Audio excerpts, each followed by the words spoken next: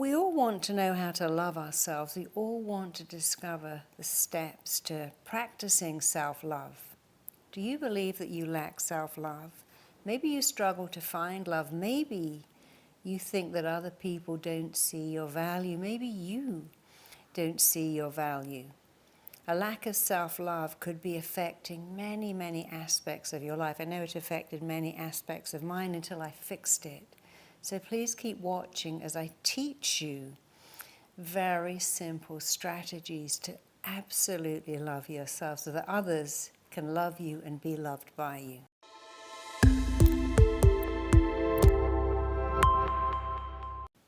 So what is self-love? Well, it's unshakable, unwavering belief in your worthiness. It's not arrogance. It is not showing off. It's a quiet sense of, I'm worth it. I'm lovable, that radiates out from you, and other people pick it up. And if you believe it, but you have to really believe it, not fake it. If you believe you are lovable, other people pick that up. And as you elevate your sense of self-worth and self-love, they do the same. You see, without self-love, you may always have these feelings that you're not good enough, you're not worthy enough, no matter how much you accomplish or how others value you. If you don't value yourself, then nothing matters. Nothing matters if you don't have healthy levels of self-love. So why is it that some of us don't give ourselves self-love? Well, a lot of us don't even know what that means. What is self-love? Is that buying myself candy, putting nice lotion on me, buying myself stuff? Is self-love shopping? No, it's not shopping. Self-love and the lack of it often comes back to past experiences. Often we feel guilty for mistakes we've made in the past. Sometimes we have anxiety about other people's opinions. We're always thinking, was I okay? Did I do okay? Do you like me? You know, I work a lot with people who can't lose weight. I always say, if you're losing weight for someone else because you feel judged or you want to impress someone, it won't work. Vegans don't go, I'm going to be a vegan because I want to lose weight for someone else. They become a vegan because it matters to them. So you have to stop worrying so much about other people's opinions. Comparing yourself to others is a huge thing that will affect self-love. Maybe you haven't found the love and support you need, and because you haven't got it, you think, maybe I'm not worth it. You see, I want to tell you what self-love looks like, and it's very, very simple. The first way you know if you have self-love is, how do you talk to you? Do you look at them and go, ugh, look at me, I look terrible? You see, someone with self-love wouldn't go, I'm a mess, I'm a hot mess, I'm a train wreck, look at the state of me, or, oh, I get everything wrong, everything I touch falls apart, I knew I'd mess that up. If you are down on yourself, critical on yourself, if you use harsh, hurtful, critical words to describe you, you are not practicing self-love. So you know if you have self-love mainly by the way you talk to yourself. Do you look in the mirror and go, hey, you're a great person, you're kind, you're interesting, you're funny, you're nice, you're a good friend? Or do you go, oh, I look terrible, I messed everything up today, it was a disaster, I stank up the place?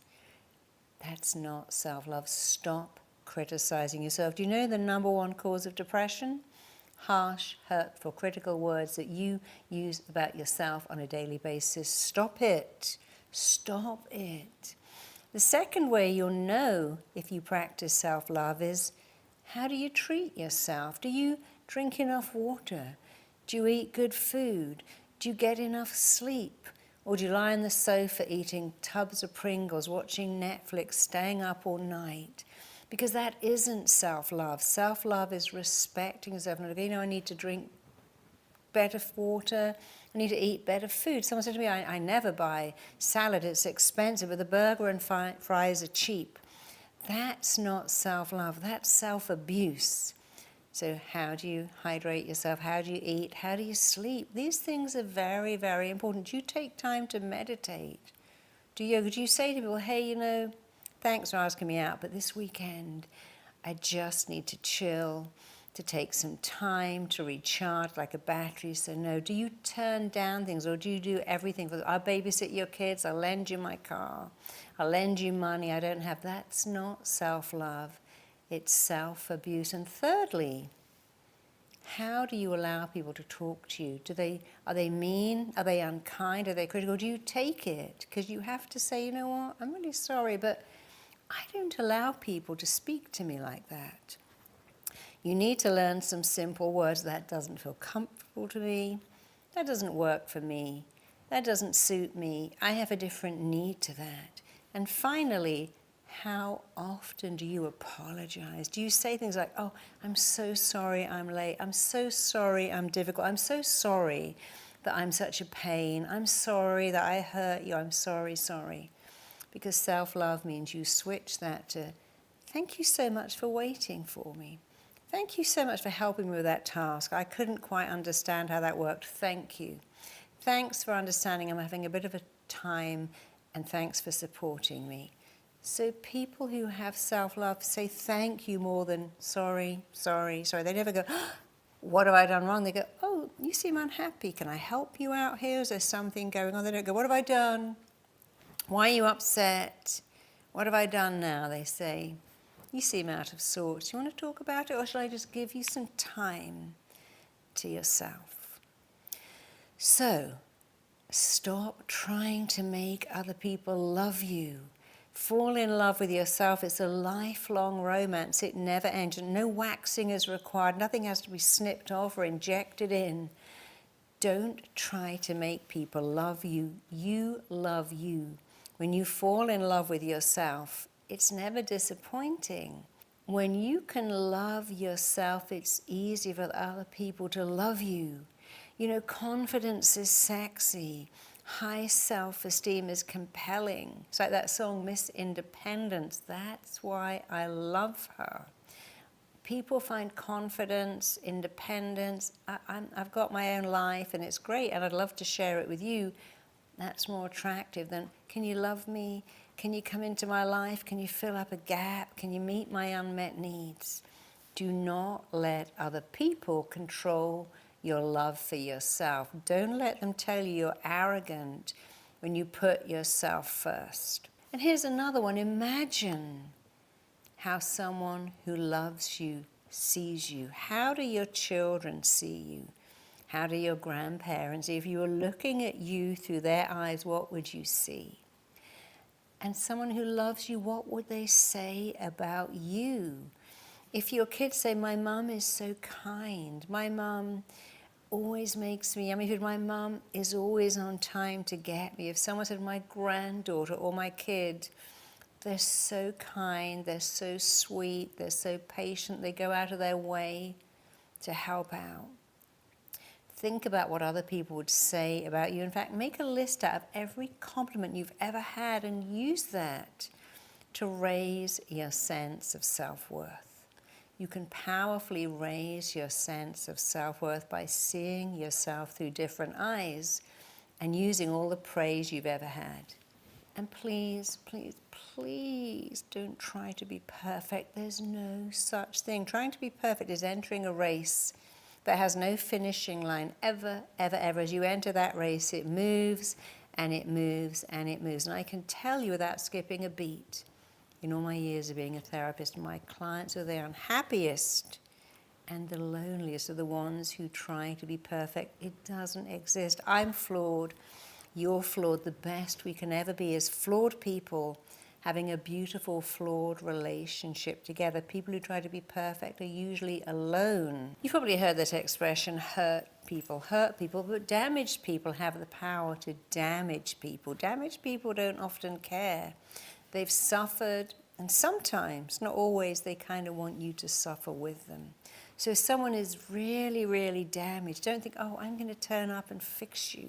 I'm going to make you better, because when you do that, they often leave for someone who doesn't remember them as damaged. We all have some trauma. We're all a little bit damaged. If someone is really, really damaged, it's not your job to fix them. It's not your job to be the savior. And they have the power to damage you. And let go of what was said to you in your past. You know, my new book is called Tell Yourself a Better Lie, because I find that clients' greatest pain is because of the lies they tell themselves. If your father said, oh, I wanted a son, you disappointed me. If your mother said, you know, you were never smart like me. If your boss said, you're terrible at your job, you're hopeless, that hurts a bit. But you think, maybe they're having a bad day, but it's the lies you tell yourself. I'm not lovable. I'm not worthy. I don't matter. Who's going to want me? They hurt you more. So to have self-love, let's just do one thing. And it's sweet and simple, but very powerful. I want you to think of your need to be loved. We all need to be loved. Think about your need to be loved. You were born as a baby, and you were expected to be loved. You were expected to be fed and held and looked after. You know what? People did that. Because you were born, you'd cry in the middle of the night because you believed someone's going to come and I'm worthy of someone coming. But then what happens is something interesting. When we're babies, we need to feel safe and connected and loved and protected. And as we get older, we have more needs. I need to feel that someone's proud of me. I need to be celebrated, supported, appreciated. And when our needs aren't met, we either give them up or we give them away. Giving up is, you know, I've always been let down in love. I'm just going to give up. I'm getting cats, and I'm just going to stop all that love because I just get hurt. Every job I've had doesn't work out, so I'm going to just have a low job, and I'm not expecting. I've given up my need for love, success. I've given up my need to be seen, given it up. Or I'm giving it away. I'm going to go, well, someone out there is going to have to do the job of making me feel lovable. I'm going to find someone. Who can I find out there to love me? You or you or you. Can you turn up and meet the need that I've given you to make me feel loved? And we go, yeah, I can do that. I'll definitely do that. The problem is if you give someone your need to feel lovable, if you give them that job, you're still needy because they can die, they can get sick, stuff happens. Do not give the need up. It's never, ever too late to find love. I got married when I was 50, and I'm blissfully, happily married. Don't ever give it up, and don't give it away. It's not someone else's job to make you feel lovable or significant or worthy. It's your job. So finally, think of the words you'd like to hear that would make you feel lovable. What are the words of self-love? Here they are. I matter. I'm significant. I'm lovable just the way I am. I'm worthy. I'm enough. Got something to offer the world. You can add stuff. I'm kind. I'm warm. I'm funny. I'm compelling. Whatever you want. I'm beautiful. I'm fascinating. But start with these. I matter. I'm significant, I'm worthy, I'm enough, I'm lovable just the way I am. Because that's self-love. Don't give that need up. Don't give it away. Meet it yourself. Think of the words you're longing to hear, aching to hear, and say them. Say them to yourself over and over again, and you'll begin to grow in self-love. And when you know, resonate, embody, affirm that you are lovable just the way you are. You can even hear Barry White singing it, or Billy Joel. I love you just the way you are. When you do that, your level of self-love is so profound, it's so embodied that people pick it up and they want to be around you because you're not arrogant, you're not big-headed, but you have a powerful sense of your worth, your value, and you know you're lovable, and you don't link that to your weight, your shape, your size, your number of followers. That's stuff. It's who you are. When it's who you are, it never goes away. So you don't have to sabotage yourself. You don't have to struggle to fall in love with yourself. It's a lifelong romance that never disappoints you. All you need to do is a few mindset shifts to realize that you are enough. Please join my 21-day meaningful relationship challenge and learn how to attract and build healthy, fulfilling, lasting, loving relationships, the ones you've always wanted. And don't forget to subscribe to my channel. Love is available to you. Self-love is your birthright. Subscribe to my channel, join my challenge, and you can keep them forever. Check out my next video here. Play the only part we've ever known, and then you make that part your own. Where you go, you know what? I think it's time for a new part. I was told I could never ever have children. My whole RTT training was based on being told I couldn't have a baby.